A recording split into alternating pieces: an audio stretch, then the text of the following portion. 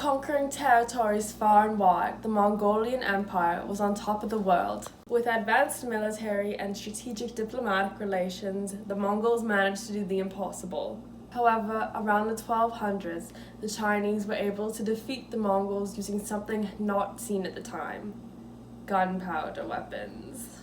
Because of this, the Mongols were innovative and advanced the Chinese creation of gunpowder weapons to help defeat other forces. This helped create the Gunpowder Empire.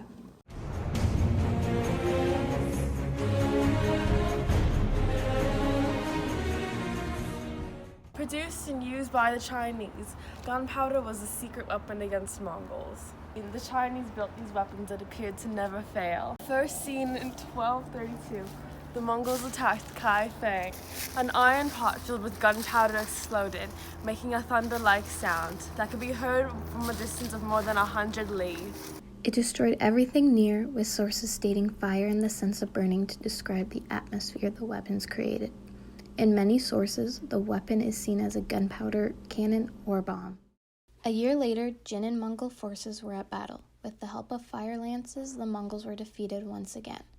Seen as the most popular use of gunpowder weapons before advancements from the Mongols, fire lances were made from imperial sheets filled with willow charcoal, iron fillings, arsenic, and sulfur, which were bound to a cord.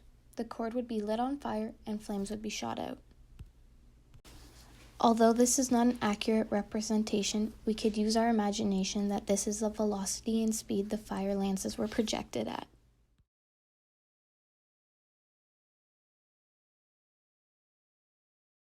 As we can tell, the Mongols recognized outside talent and skills, often utilizing non-Mongols in their society. Many Jin warriors defected to the Mongols under Genghis Khan. Those who came from outside tribes rendered great service to the Mongols, sharing intelligence and skills not known to the Mongolian Empire. Mongols understood the use and power of Chinese artillery and began to try to incorporate and advance them into their military. With more than 1,000 former Jin commanders and soldiers joining the Mongol military, Genghis and his men began learning how to use at least some kind of Chinese artillery.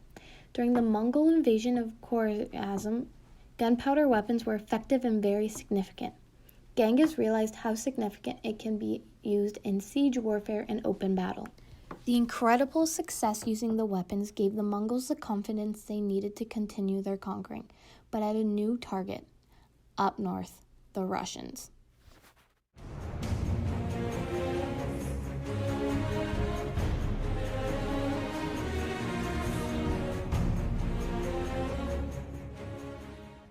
The Mongols started their advancements in the winter using catapults to fire bombs that burned villages fiercely, ultimately defeating the Russians. Back in Asia, the Mongols were up against the Japanese. It is acknowledged by Japanese scholars that the gunpowder was introduced to Japan by the Mongols. Quoted from Tai Ping Chi, the iron POW shaped like a bell made a noise. 2,000 or 3,000 bullets were shot out. Many of the soldiers were burnt to death. The towers of the city wall caught fire and could not be extinguished. Not known to the Japanese, the Mongols had the upper hand, using fire lances and more highly advanced gunpowder weapons, while the Japanese were left with hoes and spades.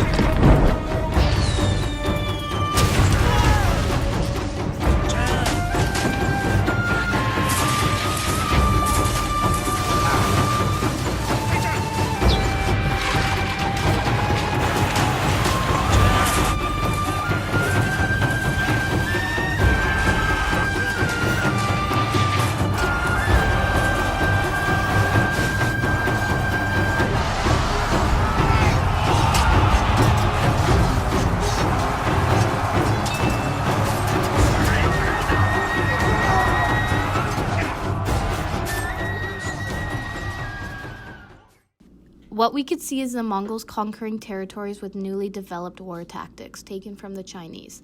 The difference between the Chinese and the Mongols is the ability the Mongols had to spread and introduce their newfound knowledge to others.